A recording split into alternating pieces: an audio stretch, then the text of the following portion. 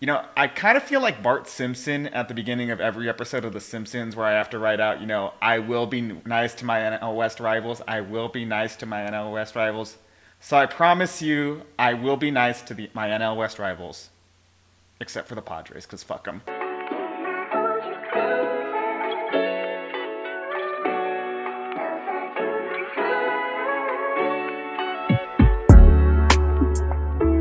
Welcome to the Dugout. I'm your host, Joseph Silva, and on today's episode, we are finishing up our division preview series with my beloved National League West. It's going to be a fun one. Who's going to win? I'll try not to be biased here. But before we get started, if you're enjoying the content, go ahead and leave a like. Subscribe to the Run the Play Network. Opening day is next Thursday. The coverage starts here. I, for one, would not want to miss an episode of the Dugout.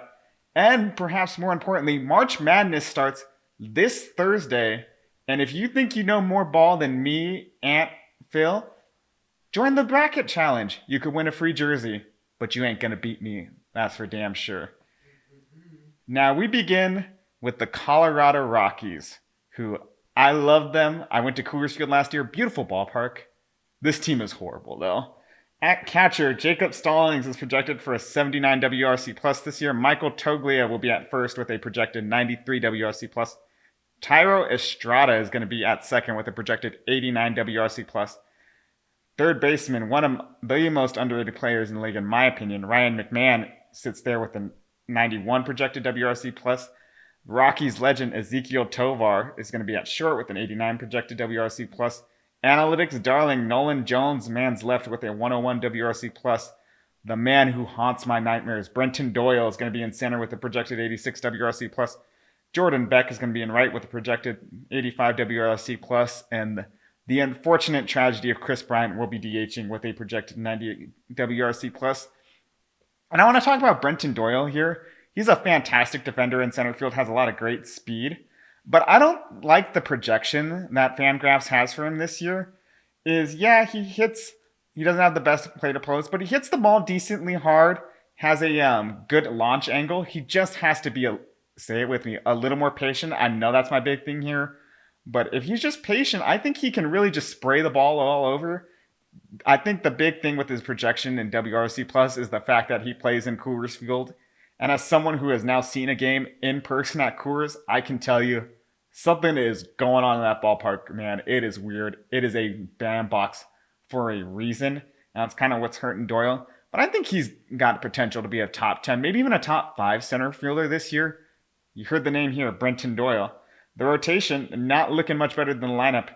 Of course, one of the few men who has conquered Coors Field, German Marquez, is the ace of the staff. He's projected for 164 and 2/3 coming off of Tommy John with 7.4 strikeouts per 9, 2.96 walks per 9, 1.31 home runs per 9. That's going to be a theme here. 4.75 ERA and a 4.47 FIP. After him is going to be Ryan Feltner, projected for 177 and a third innings of 7.79 strikeouts per 9. 3.14 walks per 9, 1.35 home runs per 9, 4.89 ERA, 4.56 FIP. The man who somehow finished top 5 in Cy Young voting while pitching at Coors, granted that was a while ago. Kyle Freeland, he's projected for 155 and 2/3 innings of 6.65 strikeouts per 9, 2.44 walks per 9, 1.53 home runs per 9, 5.13 ERA, and a 4.82 FIP. Austin Gomber is up next with a projected 143 innings of 6.43 strikeouts per 9, 2.51 walks per 9, 1.62 home runs per 9, 5.28 ERA, 5.00 FIP. And the rotation is rounded out by Antonio Senzatella, who's projected for 148 and a third innings of 5.78 strikeouts per 9, 2.45 walks per 9, 1.35 home runs per 9, 5.10 ERA, and a 4.77 FIP. Look, I get it. I pointed this out when I was talking about the home runs per 9. And it's really the theme you touch on when you talk about the Rockies, is Coors Field is known as a hitter's paradise for a reason. The outfield is large, the altitude makes balls fly. But this rotation is not really doing him any favors. Yes, Kyle Freeland had that really good year in 2018. Senzatella had a lot of potential. And German Marquez seems to be one of the few pitchers who's actually conquered Coors. But aside from that, man, this is not a good rotation at all. And I don't really necessarily blame them, is the Rockies have never been known for pitching development. And let's be honest here, no free agent pitcher is ever going to come to Coors Field. And I get it. This is the best they can do, unfortunately. In the bullpen, Tyler Kinney is projected to be the closer. He's projected for 9.34 strikeouts per nine, 3.68 walks per nine, 1.32 home runs per nine, 4.52 ERA, and a 3.434 FIP. And Seth Halverson will be setting up for him. He's projected for 8.16 strikeouts per nine, 3.88 walks per nine. A very impressive, given the fact that he plays at Coors, is 1.22 home runs per nine, 4.73 ERA, 4.54 FIP. Again, Rockies not necessarily known for their bullpen arms. I think their last great closer was Houston Street. And I really like the bounce back story of Daniel Bard, but yeah, it's just going to be a brutal year in Colorado. Not really a lot of prospects. Maybe you're still a Zach Aveen guy. I'm not, but you're really looking at Tovar, Doyle, McMahon, and Nolan Jones. That's the only reason to watch these Rockies. But aside from that, I would not be surprised if they lose 110 games this year. This team is bad. Now, I promise you, I'm not being a hater.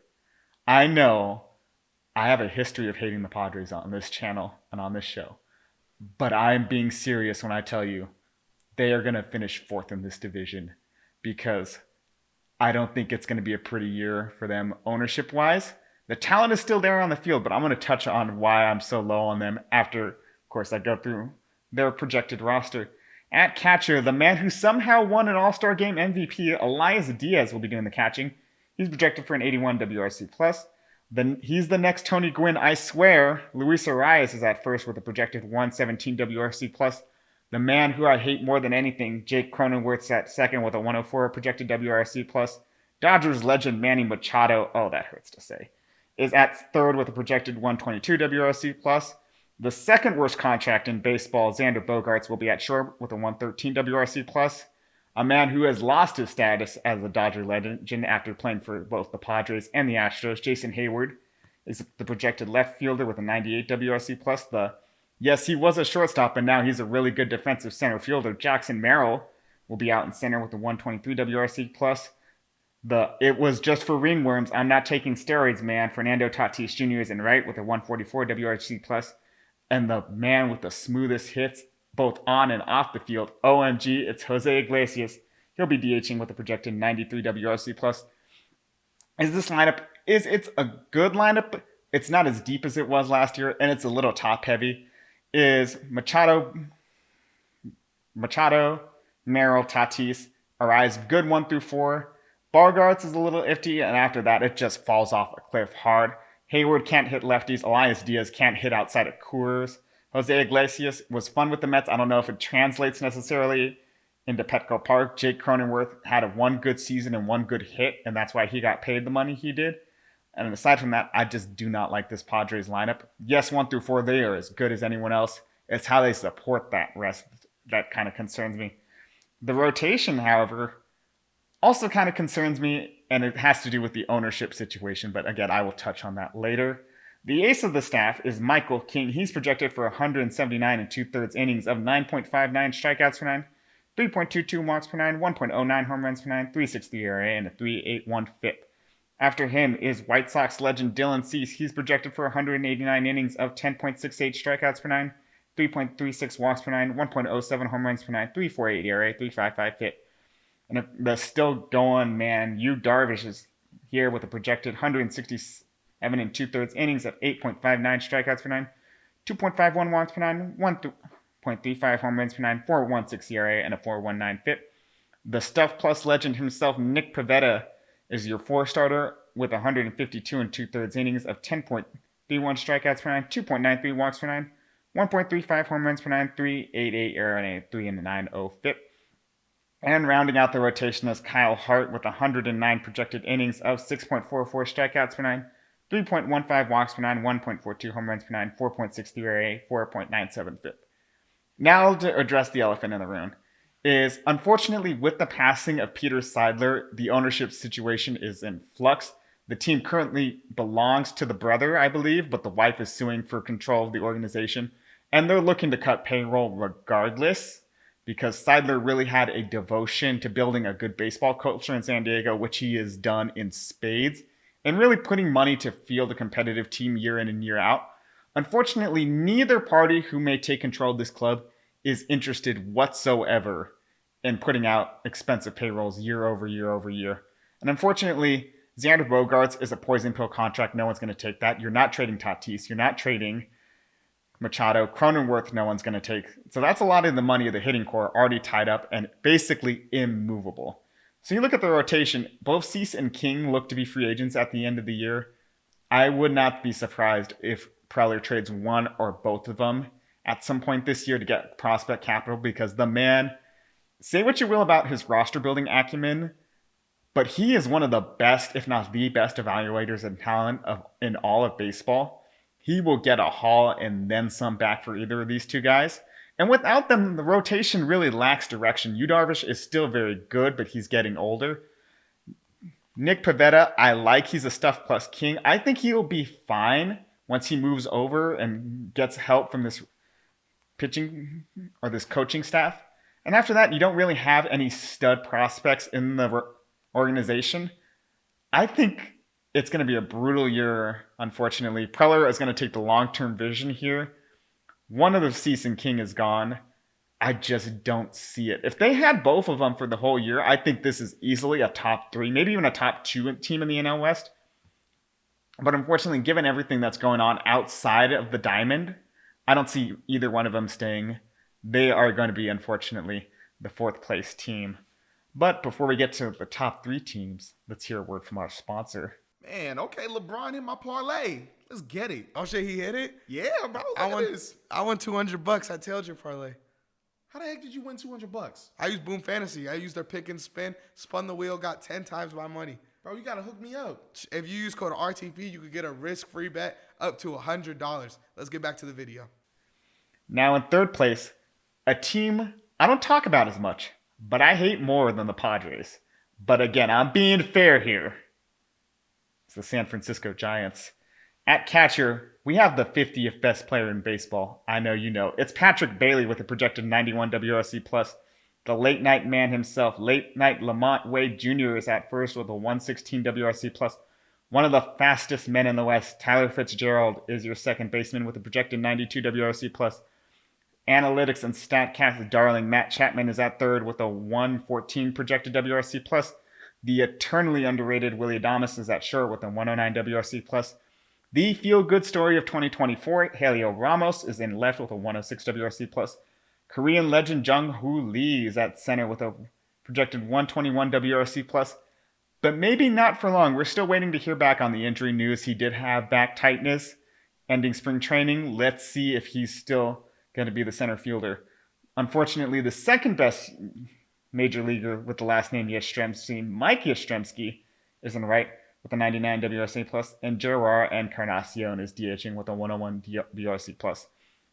This lineup is perfectly serviceable. I think Jung-Hoo Lee, if healthy, is going to have a fantastic year. Chapman is a great hitter. Look for him to be the first one to hit 30 home runs at Oracle since Barry Bonds. Yeah, they have not had a 30 home run hitter since Barry Bonds. I think Patrick Bailey, I've talked about this before, I think he's going to make a step and be a league average hitter, maybe a slightly above league average hitter, but I see him as a 101 to 105 WRC+ guy. Lamont Wade Jr. is fantastic, great approach, little underrated, and Willie Adames just adds length to this lineup. I think this is a good lineup, not a great one, but they'll get the job done here because this team makes its money with the pitching staff. Of course, the man, the myth himself, the Jesse Plemons lookalike, Logan Webb, is the ace of the staff. He's projected for 201 innings of 7.82 strikeouts per 9, 2.02 walks per 9, 0.75 home runs per 9, 3.43 ERA, and 3.29 FIP. And again, he's going to get a lot better this year too because he actually has a great defensive backbone behind him. I think Fitzgerald's going to be a little bit better defensively as a second baseman. We know how good Chapman is, and Willie Adames is a perfectly average defender at short. With the amount of ground balls he gets, he's going to have a big year behind him. The age is like fine wine, and I hate it so much. Justin Verlander is going to be the number 2 with 141 and third projected innings of 7.63 strikeouts per 9, 2.22 walks per 9, 1.32 home runs per 9, 4.21 ERA, and a 4.24 FIP. Do not look at his career stats at Oracle Park because surprisingly for as long as he's been around, he's only pitched one game there, and that's the infamous Pablo Sandoval game in Game 1 of the 2012 World Series. But I think Verlander is going to fit in fine. No pitcher's ever gotten worse going from It's Daikin Park now. God damn it. From Minute Maid Park to Oracle, I think he's going to have a fine year. He somehow has a Cy Young. Robbie Ray is up next with 160 and two-thirds innings pitched, projected for 9.72 strikeouts per nine, 2.68 walks per nine, 1.28 home runs per nine, 3.91 ERA, and a 3.93 FIP.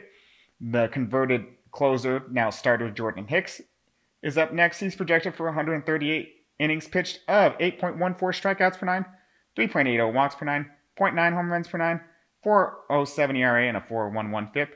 Top prospect Kyle Harrison is after him. He's projected for 115 and thirds innings of 9.20 strikeouts per nine, 3.33 walks per nine, 1.17 home runs per nine, 4.01 ERA, and a 4.08 FIP. Is 1-2 fantastic 1-2 punch. I think Verlander, he's not going to win another Cy Young, but he should be serviceable behind Logan Webb. Robbie Ray, you're really wishing to stay healthy because he's not had a fully healthy season since he won that 2021 Cy Young. I think he might have another healthy year after him. But, Hicks, Harrison are fine, but you still have another top pitching prospect, Hayden Birdsong, waiting in the wing. If he gets a chance this year, expect him to shine. This is going to be a very good rotation. Supported by, of course, a very good 1-2 in the back of that bullpen. Ryan Walker stole the closer role from Camilo Doval, and I don't think he's giving it back. Because this year he's projected for 10.66 strikeouts per nine, 2.85 walks per nine, 0.82 home runs per nine, 3.05 ERA, and a 3.08 FIP. He is just fantastic. A flamethrower that can actually control the ball. Man, I don't want to see him in the ninth inning. And of course, Camilo Doval, he's a flamethrower that really can't control the ball. But when he's on, my God, does he have amazing stuff. He's projected for 10.83 strikeouts per nine, 3.85 walks per nine, 0.7 home runs per nine, 3.16 ERA, and 3.20 FIP. The two of them together with the other Rogers brother is a solid trio that if they are up in the seventh, it is very unlikely they're going to cough up that lead because those three have the seventh, eighth, and ninth innings locked down. And the way this pitching staff is going to be this year, I think they very will have a lead going into the seventh, eighth, and ninth inning. This Giants team, sneaky underrated, and I hate it. And speaking of things I hate, the Arizona Diamondbacks. I hate this division, but I'm being fair here.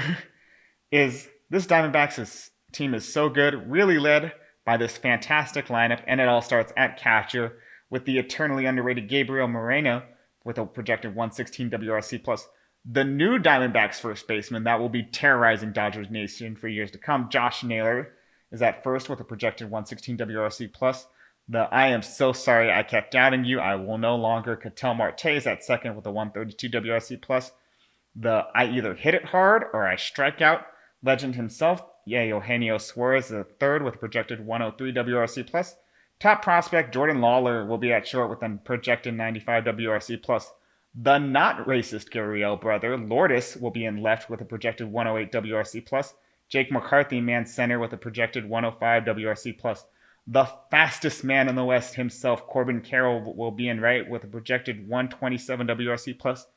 And at DH, Pavin Smith will be there with a projected 108 WRC+. This team was the top offense in baseball last year for a reason. This lineup is deep. They played matchups well. And yes, they lost Christian Walker and Jock Peterson, but I think Pavin Smith is perfectly fine as a DH. Ketel Marte sets the table very well. Corbin Carroll, he will not have that same home run to fly ball success as he did in the second half of last year, but he bounced back really, really well. Expect him to return to borderline MVP form here. And Josh Naylor, I kind of joked when I said this because Diamondbacks first baseman, whether it's Walker or Goldschmidt, for the past 15 years have ruined my life the way they against the Dodgers. I think Josh Naylor is going to keep that up.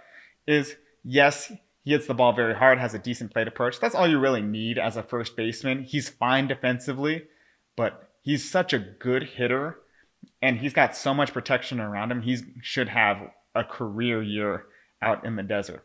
And of course, this team is supported by a deep pitching staff, even if they hate Jordan Montgomery so much. The new ace of the staff is Corbin Burns, who's projected for 190 innings of 9.13 strikeouts per nine, 2.54 walks per nine, 0.95 home runs per nine, 3.69 ERA, and a 3.47 FIP. He really made adjustments to the cutter in September, and it really showed as he had a fantastic September and a really good start in October here. And plus, Chase Field is a lot more of a pitcher's park with the humidor now. Look for him to have a fantastic year in his return to the National League. After him should have been 2023 Cy Young winner Zach Gallen. He's projected for 170 and 2/3 innings of 9.06 strikeouts per nine, 2.78 walks per nine, 1.05 home runs per nine, 3.92 ERA, 3.71 FIP. Merrill Kelly follows that with 152 innings of a projected 8.32 strikeouts per nine, 2.93 walks per nine, 1.16 home runs per nine, 4.19 ERA, and a 4.60 FIP. I'm sorry, I didn't want to leave Detroit to go to Los Angeles. It's all about my family. No, I'll leave to go to Arizona, though. Eduardo Rodriguez is after him. He's projected for 144 1/3 innings of 8.32 strikeouts per nine, 2.83 walks per nine, 1.11 home runs per nine, 4.02 ERA, and a 3.96 FIP. And the foolish baseball legend Brandon Pfaadt follows him with 136 1/3 innings of 8.77 strikeouts per nine, 2.19 walks per nine, 1.24 home runs per nine, 3.99 ERA, and a 3.85 FIP. This rotation is so good. If they want to use Jordan Montgomery as a starter, I think he fits in perfectly fine. Ryan Nelson kind of gets hit around a lot with how bad that fastball is, but he's a serviceable innings eater at the back in this rotation. They have a deep lineup, they have a deep rotation. They have a good 1-2 in that bullpen too. AJ Puck will be the closer this year. He's projected for 10.48 strikeouts per nine, 3.14 walks per nine, 0.93 home runs per nine, 3.38 ERA, 3.37 FIP. And Justin Martinez, he's kind of in that Porter Hodge role, the Cubs he's got fantastic stuff. Cannot locate it with a dam though, kind of needs a GPS at this point. He's projected for 11.23 strikeouts per nine, 4.56 walks per nine, 0.63 home runs per nine, 3.11 ERA, and a 3.23 FIP. This bullpen isn't as good as the World Series appearing bullpen, but they are still a good unit overall. And they don't really have to do a lot of work because this rotation will pitch deep into the games and really eat a lot of innings for the staff, supported by a fantastic lineup. Really, if it wasn't for the team above them, you would look at this Diamondbacks team as maybe the class in the National League.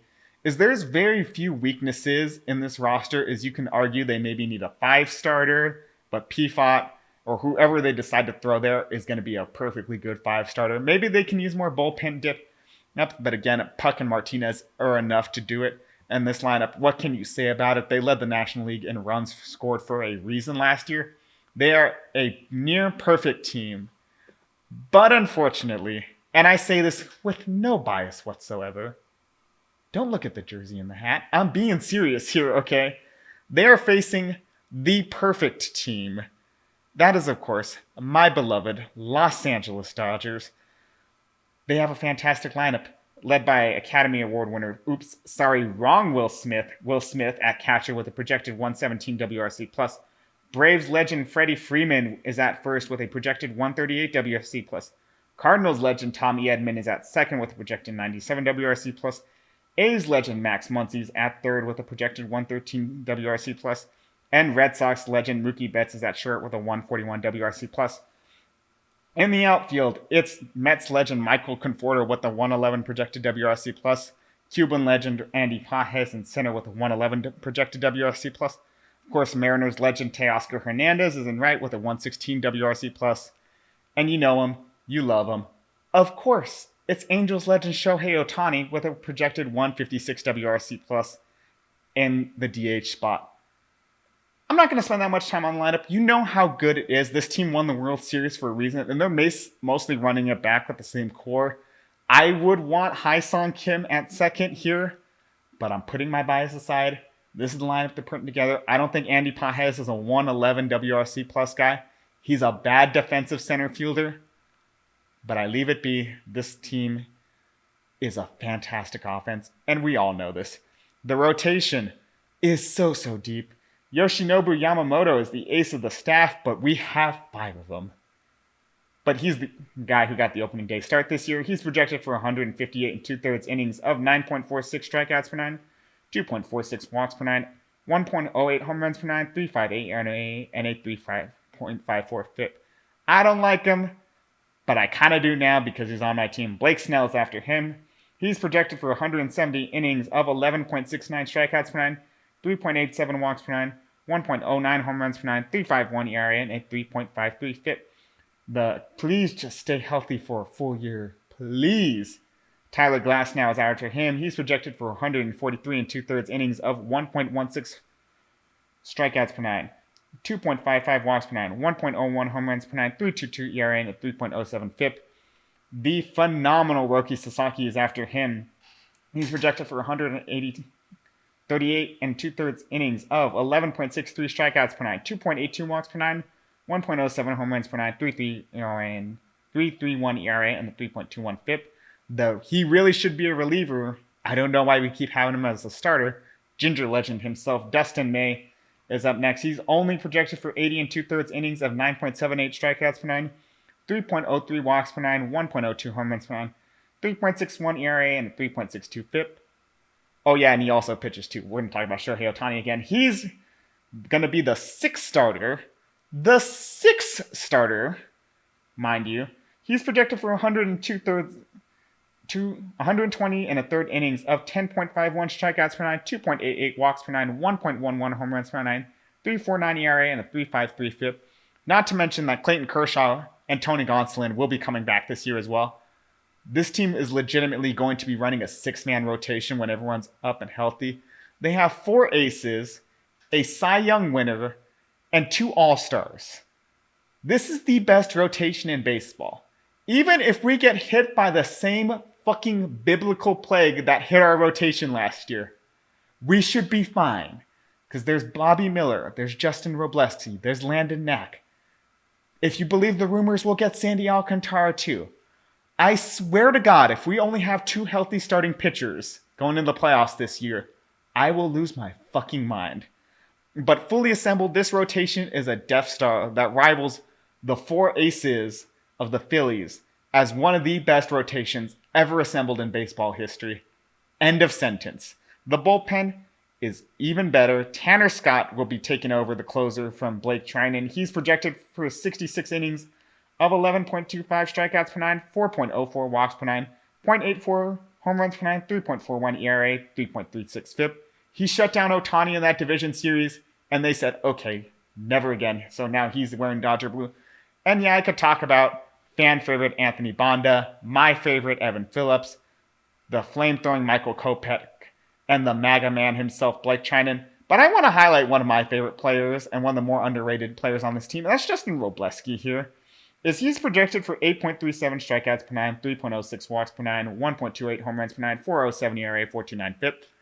But he has a fantastic fastball out of that weird lefty arm slot. The big thing with him last year is he didn't really have any secondary pitches. The secondary pitches still aren't fully there, but they look a lot better in spring.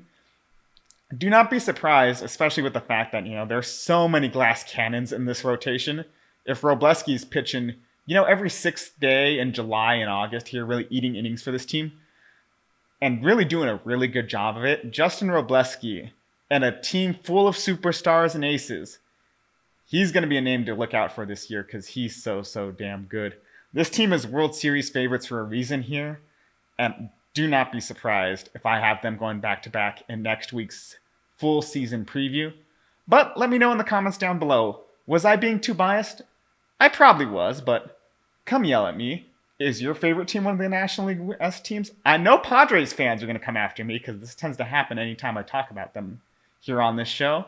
Just come yell at me in the comments. If you enjoyed the content, go ahead and leave a like, subscribe to the Run the Play Network, and don't forget on the way out, play ball.